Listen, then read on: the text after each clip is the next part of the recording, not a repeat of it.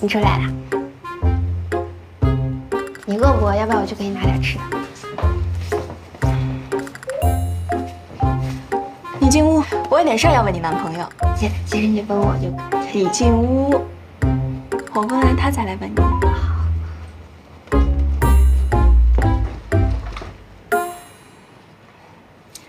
请坐。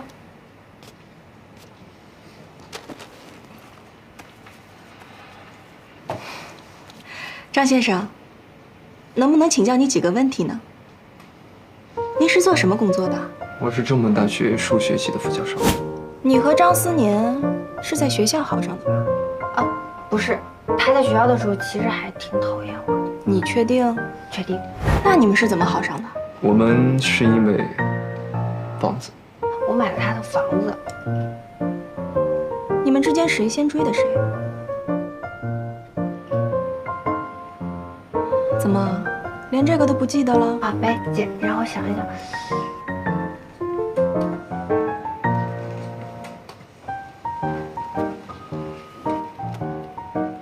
是云舒先追的我。算是我追的他。那天我还把他堵在了停车场来着。那第一次约会呢？算是在咖啡馆。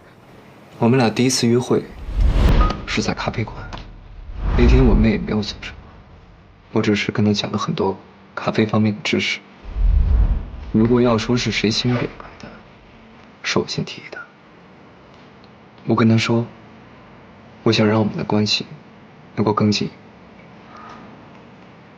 请问还有什么问题？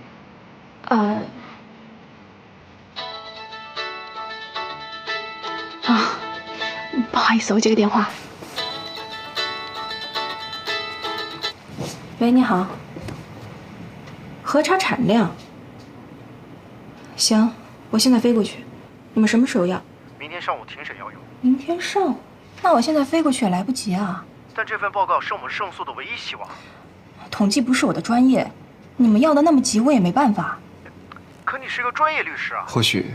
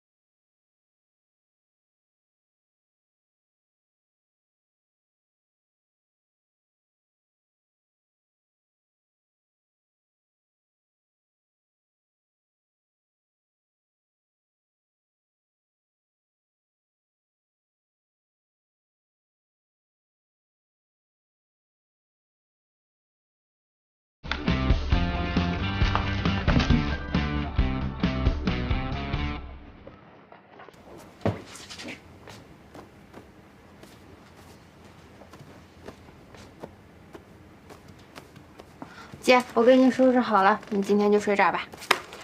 张教授还看爱情小说呢。嗯。你睡哪儿？我睡对面卧室。哟，你俩已经……没有，姐，你别胡说，他睡地板呢。不许胡说。好了，赶紧睡觉，休息了，快关，睡觉。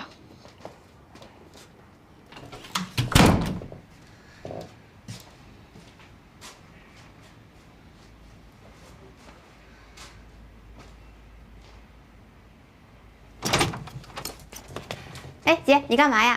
我上厕所啊。啊，你干嘛呢？我回屋睡觉。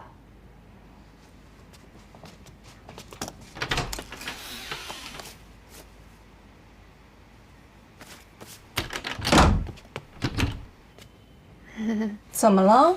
啊，姐，我觉得你好不容易回来一趟，我可想你了。要不今天晚上我跟你睡吧？我可不想睡地板。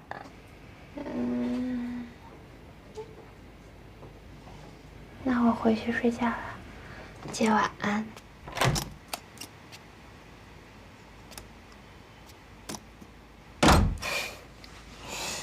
小孩儿。那个张老师，对不起，你换好衣服。你刚刚应该先敲门才对。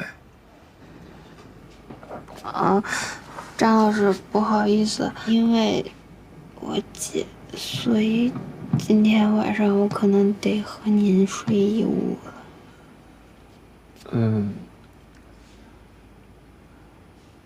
可是我这里只有一床被子啊。啊，没事儿，我睡地上，不用被子。我倒是有一个办法。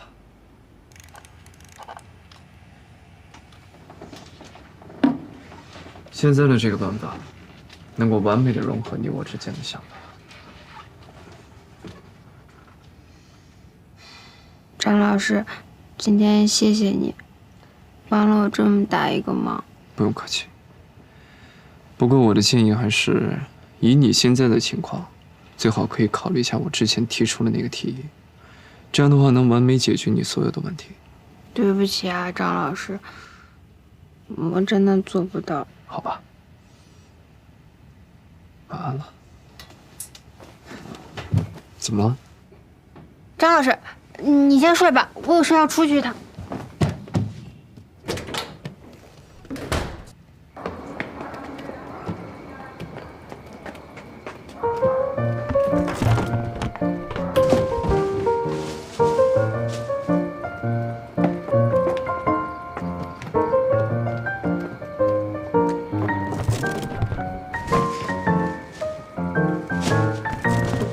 你在干嘛？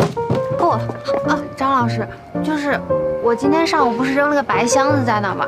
那是我行李，我现在怎么都找不到了，我都找了一圈了。啥事了？哎，箱子？啥箱子了？我可是真的没拉结果啊！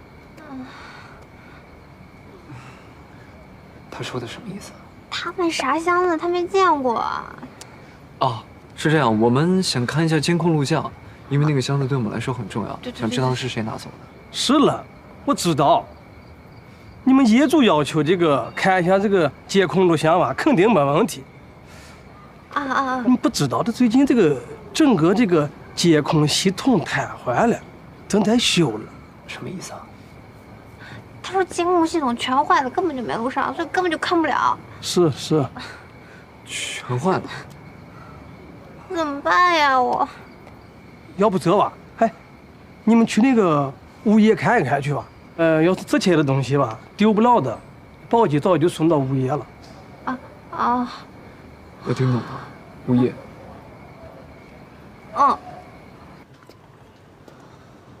你看一下这箱子是不是你的？是我的，谢谢。哎呀，这箱子华妹都装车上，打算给它拿走了。我一看就不是垃圾，我就给带回来了。谢谢。哎，这箱子可不是我弄坏的啊，华妹装车的时候给摔开了，我就把东西都收拾装起来给带回来了。没事，我看看。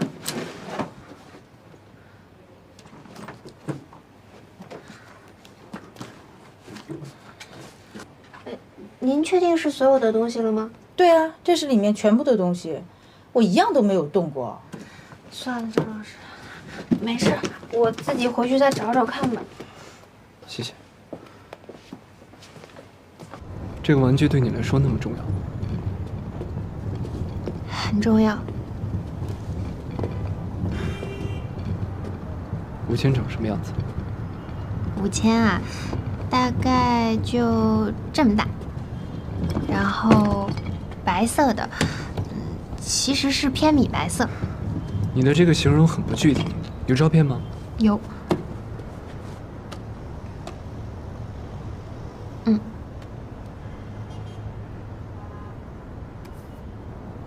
这是你父亲啊？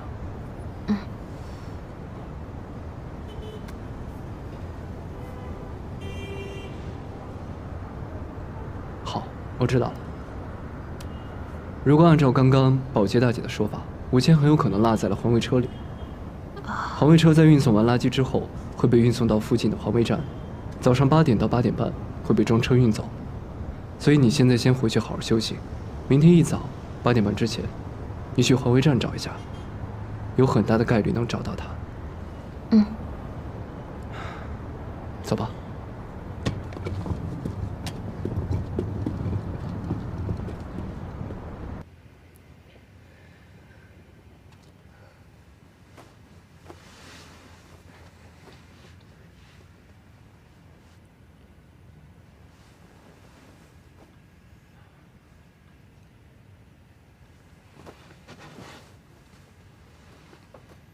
没有5000，睡不着吗？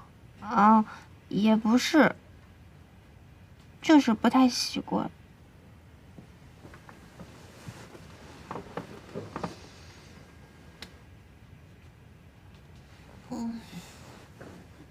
既然睡不着，就聊一下你的论文吧。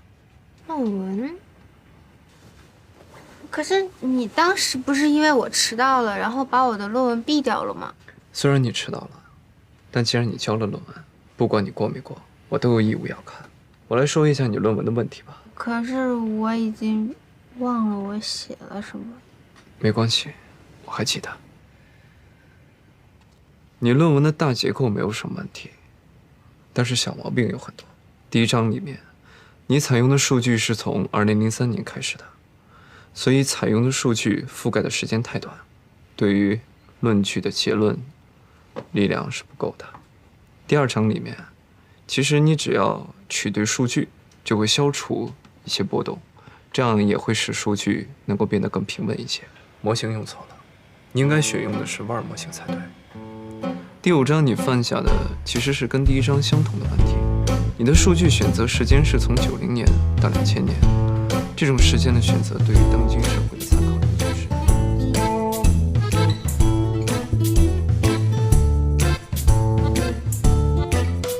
如果以后有机会的话，我会帮你选择正确的数据。问题基本上就这些，也希望1年之后论文答辩之前，你能够把这些重点知识系统的进行一下复习。云舒，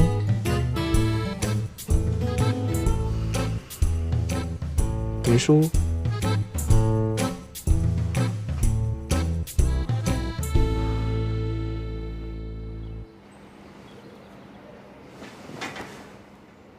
你和他就是2个骗子，用最卑劣的手段掩盖事实的真相。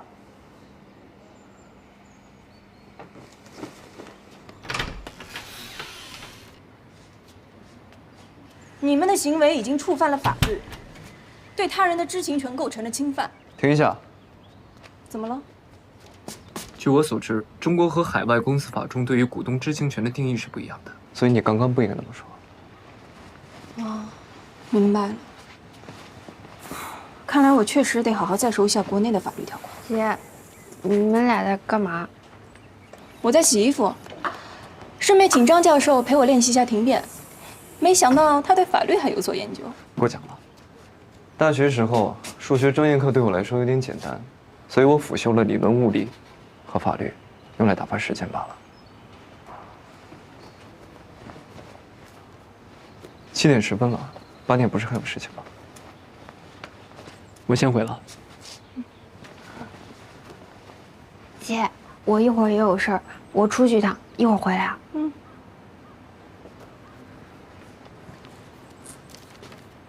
站住！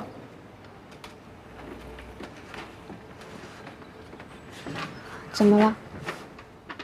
这是什么？易一，大学4年我从来没有要求过你的成绩要出类拔萃，但你连毕业都做不到，你有没有点出息啊？你姐姐我好歹也是拥有 Wharton School 金融学和商业法双学位的人，怎么会有你这样一个笨蛋妹妹啊？你不能那么说她。张教授，我们姐妹之间的事儿跟你没关系，请你不要插手。我只是在陈述事实。你说她是笨蛋，我并不认同。不需要你的认同。她连一个论文都写得一塌糊涂，不是笨蛋是什么？张教授，我很想知道你是怎么忍受这样一个女朋友的。首先，我和她的学历背景跟我们的关系无关。这只是你单方面的强行关联。第二点，云舒的论文我看过，并不是一塌糊涂，论点、论据、框架结构都没有什么问题，至少是在及格线以上。他论文没过，有一部分是他的原因，我也有我的问题。他那天迟到，影响了我的主观判断。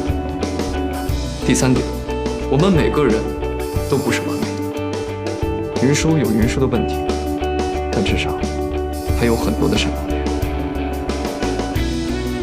那你说，他这一年该怎么办？我会负责，在接下来的1年时间内，我会帮助他，辅导他，确保他明年可以顺利完成。同时，我也会确保没人敢再说他是笨蛋。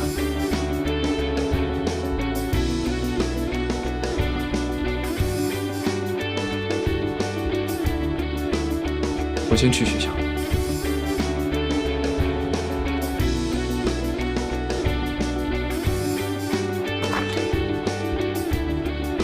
你帮我收拾收拾，我要搬出去。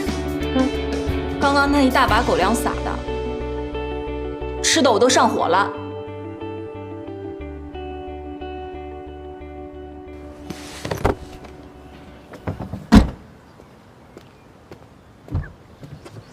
姐，你还在生我的气啊？你都没跟我商量就找了这么个人当男朋友，我是该生气呢，还是该替你高兴啊？什么意思呀？云舒，你跟张思年之间的差距太大了。我承认你跟他在一起也许会很幸福，但也有可能会伤得很惨。姐，你放心，我心里有数。我看未必。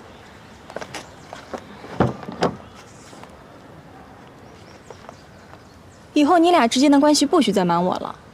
还有，做决定前必须先告诉我，明白了吗？遵命。走了啊。拜拜。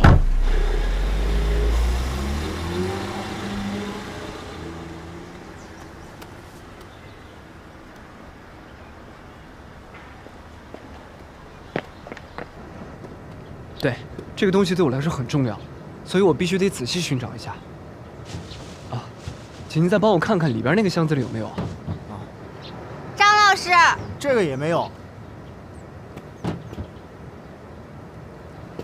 你怎么会在这儿啊？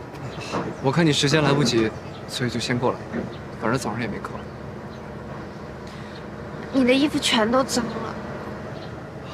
没关系，我刚才把小区里的垃圾都找了一遍，暂时还没找到，我再去找一下。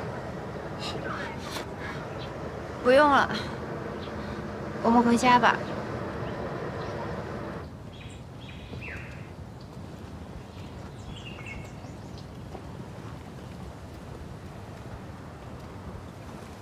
你能接受买一个新的兔子吗？啊，算了，5000没有了，我也不需要其他兔子。我一直都想不通你的逻辑。你可以拒绝一套房子，却不愿意放弃一个毛绒玩具啊。因为在我心里，5000比房子更有价值。那你衡量价值的标准又是什么？可能是因为5000从小陪我长大，所以我对他有感情吧。那你拒绝我的提议，也是因为……张老师，就是最近发生的事情太多了，所以我可能没有反应过来，然后也没有想好要做什么决定。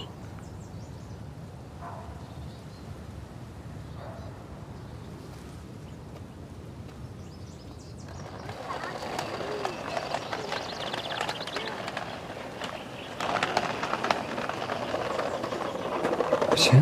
啊？哎，等一下，小妹妹，这个兔子它不是你的吧？那又怎样？这个是姐姐的，你把它还给姐姐好吗？不还怎样？哎，你怎么能拿别人东西呢？那又怎样？不是，就是……来吧，小朋友，你刚刚说了这个兔子不是你的，你拿着别人的兔子还不还给真正的所有人，而是私自藏起来，这就是侵占他人财产。那又怎样？这个钱你拿着，去买一个更好、更新的兔子，好不好？不好，怎样？等我一下。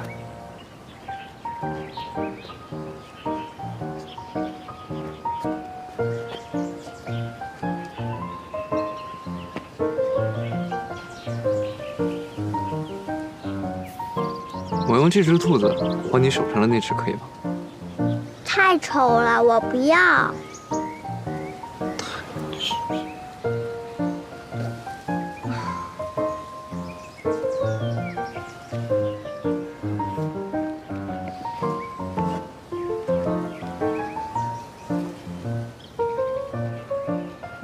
小朋友，帮我拿一下好不好？对。还有这个帮我拿一下。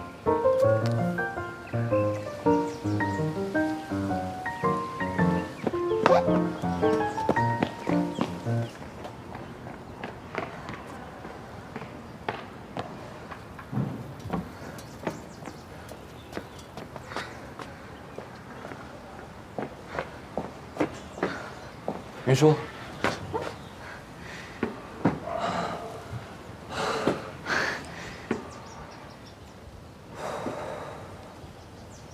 给你。云舒，笑一笑。云舒，笑一笑。这是什么呀？啊，云舒，笑一笑。这个是我爸爸给我留下来的最后一句话。只是他现在已经不在了。谢谢你，帮我找回了这句话。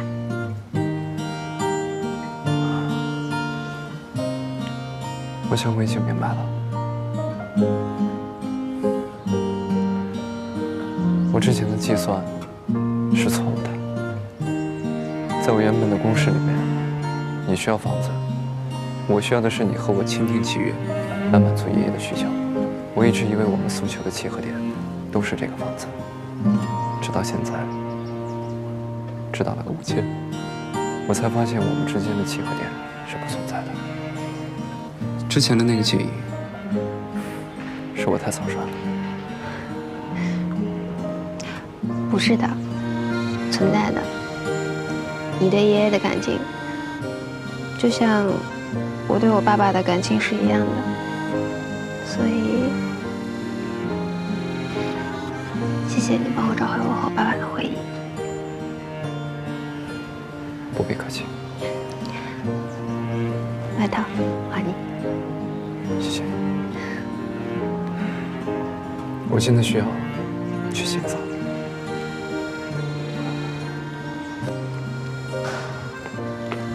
张老师，你为什么帮我这么多？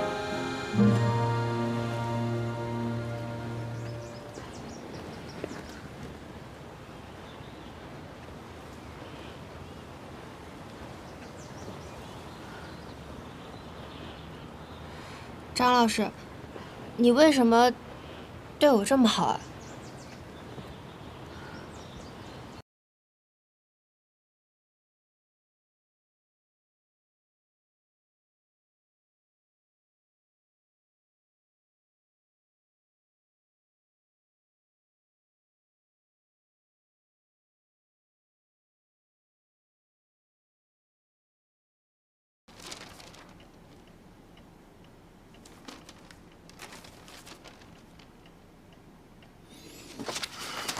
我又检查了一遍，没有什么问题。张老师，我们这样是不是太正式了？这是对我们接下来的婚姻的一个基本保障。虽然我们是形式婚姻，但我也希望能够处理成对我们双方都不造成任何困扰的关系。基于这个前提，我制定了契约关系的协定书。第1章第1条，根据中华人民共和国有关法律法规等规定，甲乙双方本着公平自愿的原则，经友好协商，就双方有限婚姻关系的相关事宜达成如下一致意见，以此共同遵守。张老师，要不挑重点说？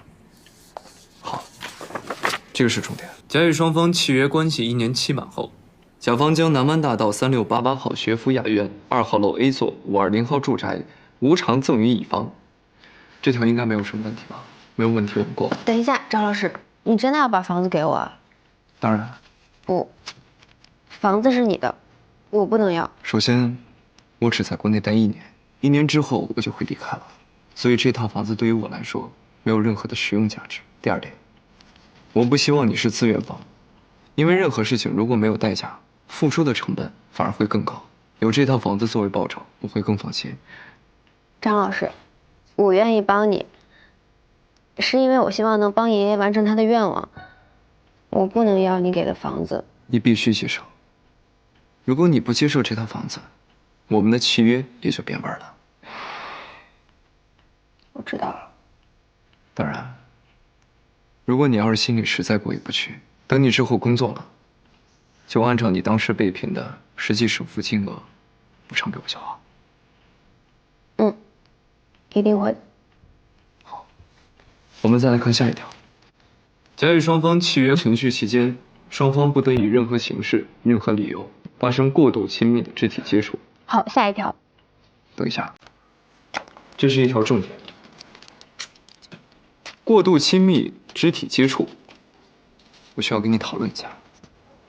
讨论就不用了吧，这些我都大概知道。你说，这是合同，每一条都必须非常清晰的规定出来，这样才能确保你我之间的利益不会受到损害，明白吗？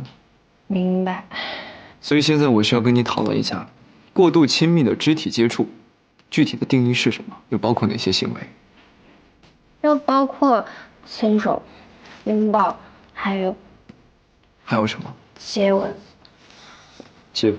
好，我已经在合同里标注上了。张老师，我直接签字了，乙方对吧？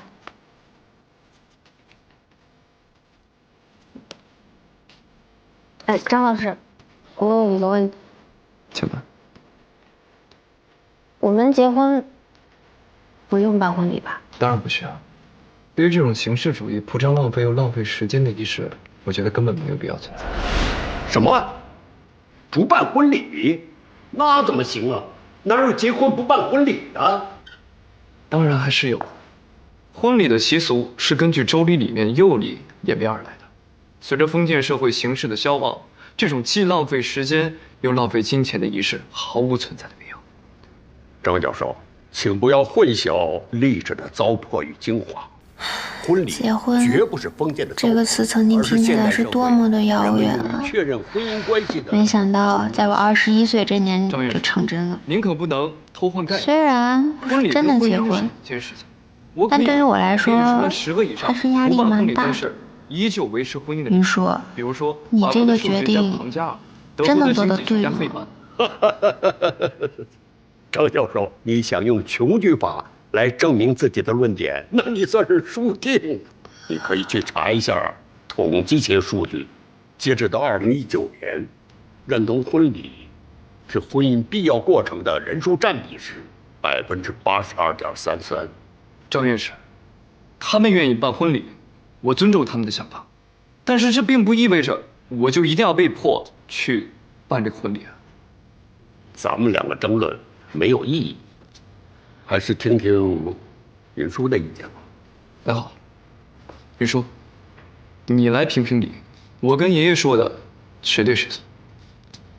啊，其实，在这个观点上，我跟思年的意见是一致的。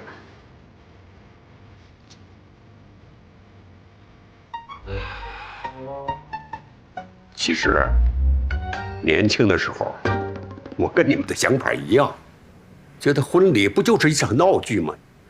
所以我和你们奶奶也没办。可后来觉得不对呀，我们一直找不到结婚的感觉，就连周围的同事都觉得我们俩根本就不像夫妻。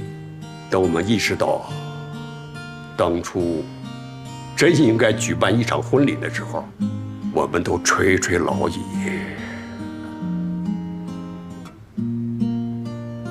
您说，思年，到底办不办婚礼，是你们2个人的事情，我不想逼你们。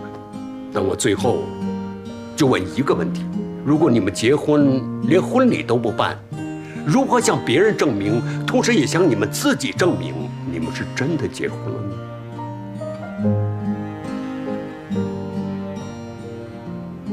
就按您说的吧。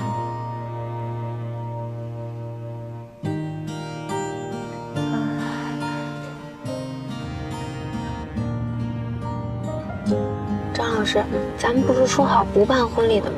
怎么又变了呀？刚刚我重新评估了一下，不办婚礼我们需要付出的成本会更高。什么意思？如果我们一味的拒绝办婚礼，你也会怀疑我们2个人之间的真实性。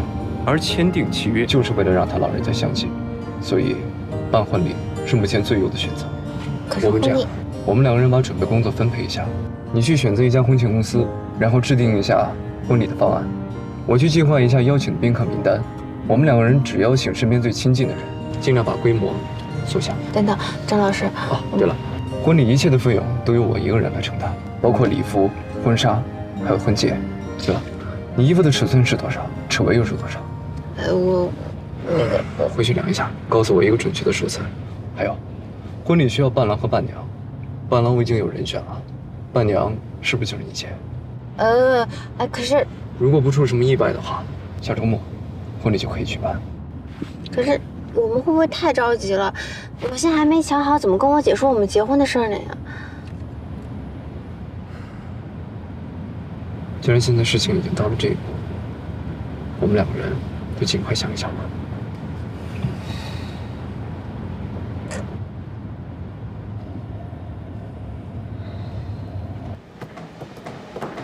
结婚？你想清楚了吗？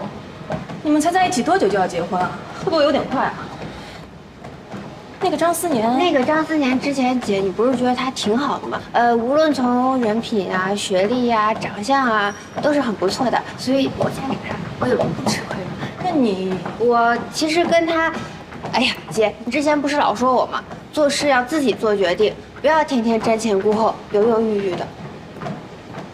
所以我和他虽然认识的时间不长，但是我们俩是认真交往的，所以结婚这件事情赶早不赶晚。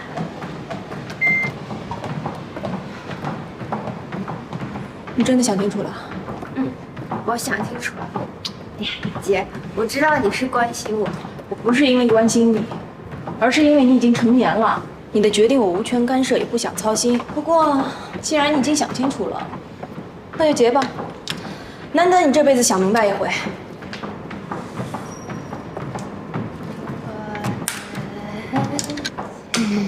还有什么事儿？那个伴娘，一定是我。哦，姐，谢谢你。于千万人之中遇见你所要遇见的人，于千万年之中的时间无涯的荒野里，没有早一步，也没有晚一步。张老师，你回来了。啊，伴郎的事情我已经确定好了，你那边情况怎么样？啊，我只想找您商量一下。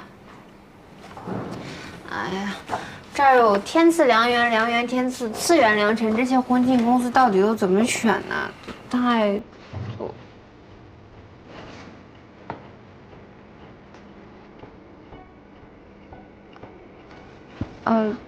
就是选一下。我知道，我违规了。2019年7月24号下午的2点31分，甲方违反了合约，对乙方实施了过度亲密的肢体接触，由此甲方赔偿乙方违约金100元。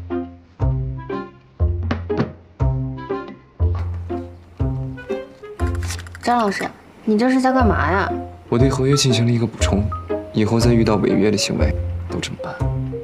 还有上一次的，一起补给你。你一定要这么认真吗？合同里面规定的所有的细节，我们都必须要认真对待。那张老师，这个婚庆公司，你来定就好。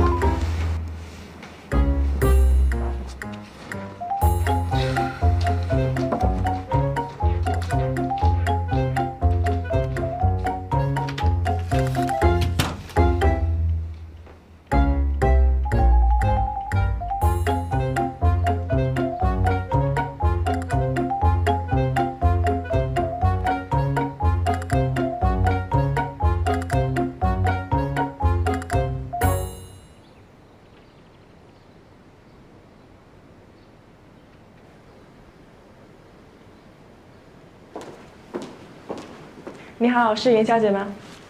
啊，你这边是想咨询婚礼策划的事对吗？对。那咱这边聊。袁小姐，你想象中的婚礼是什么样子的？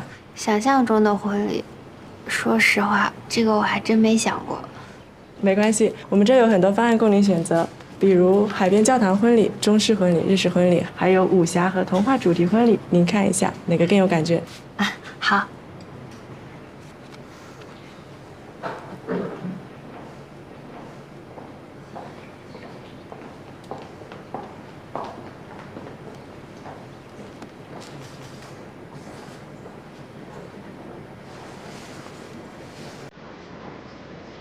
爸爸，那座白色的房子是什么呀？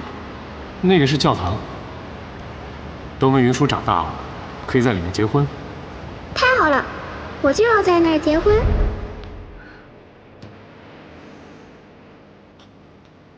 您真有眼光，这是我们这边最浪漫、最华丽的海边婚礼，您喜欢吗？好，那您稍等一下，我去打个电话商量一下。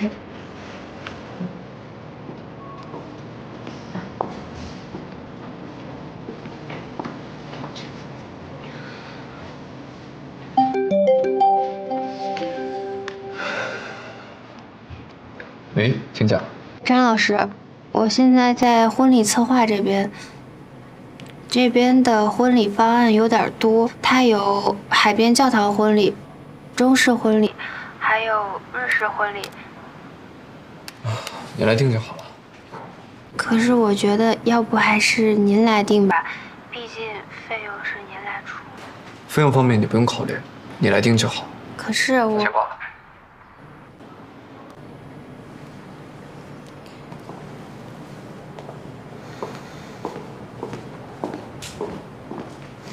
怎么样，您决定了吗？就海边婚礼吧。海边婚礼的话，还是算了吧。我想选一个简单一点的。行，那您可以再看看。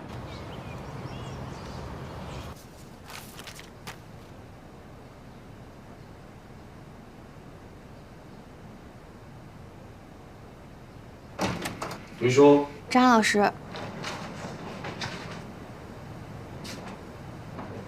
我修改了一下之前的协议，收好了。哦，好。哦，对了，今天婚庆公司给的婚礼流程书，明天彩排，你要不要看一下？不用了，我都已经记住了。我刚才通知了伴郎时间，记得跟你姐也打个电话。哦，好，我一会儿就打电话。好。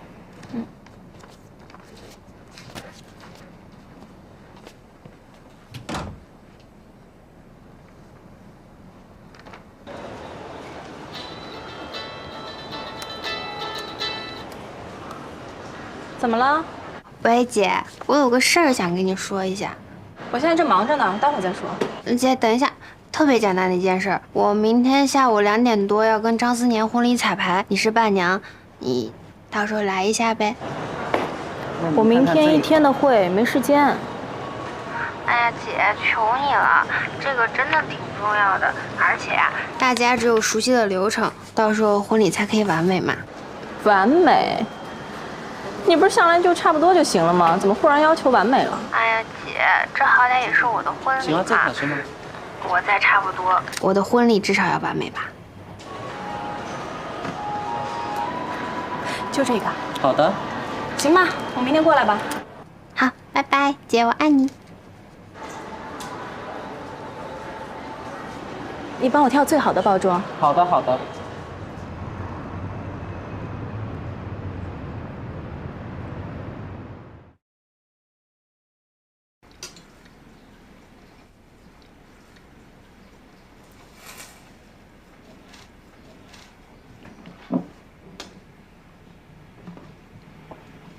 今天怎么没喝牛奶啊？哦，昨天我忘记买新的了，所以今天只够1杯了。没事，张老师你喝就好了。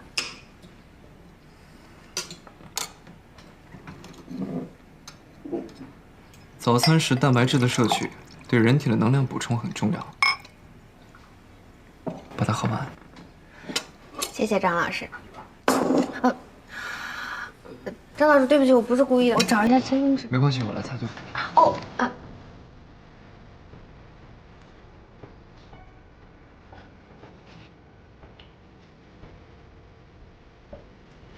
那个张老师，你抓到我的手。啊，我知道。对不起，是我犯规了。啊，没事，你也不是故意的，我不介意。另外，我还想跟你商量一下，在这1年期间，每天我都会抽出至少2个小时的时间为你辅导功课，这样的话能确保你一次性通过论文答辩。2个小时？是时间不够吗？我可以再增加1个小时的。没有，张老师，其实你不用为我浪费这些时间的。你放心，有我亲自为你辅导，一定不会浪费时间的。还愣着做什么？我先上班，我们下午彩排见。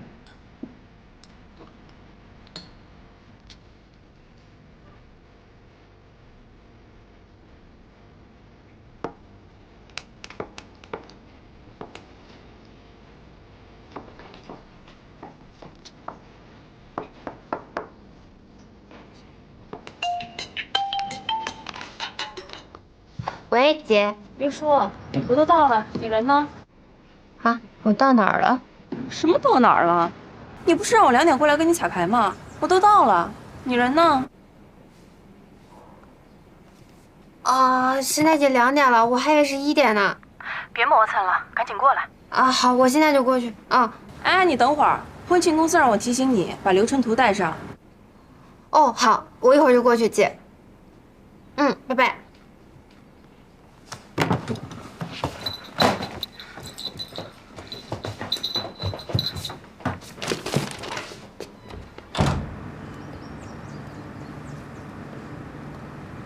应该快了。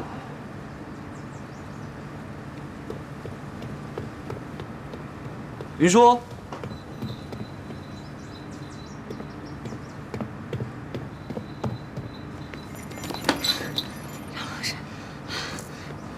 姐，抱歉，我没迟到吧？很准时，5分钟040秒。你们俩以后要好好互相习惯了。人都到齐了吗？还差半了，你们先进，我等会儿。走吧。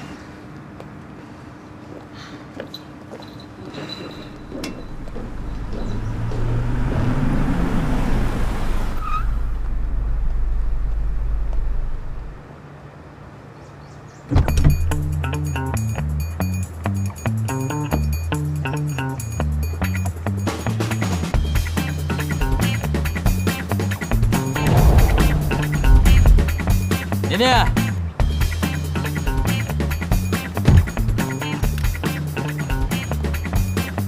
新婚快乐！穿的什么衣服呀？我给你的呢？你给的衣服多没劲儿啊！这可是我拍《皇家婚礼之王子变形记》的原版戏服，拍卖价就得上百万呢。来开演唱会的呀？开演唱会谁穿这个呀？你放心啊，今天呢，我一定摆正自己的位置，你是绝对的主角。咦。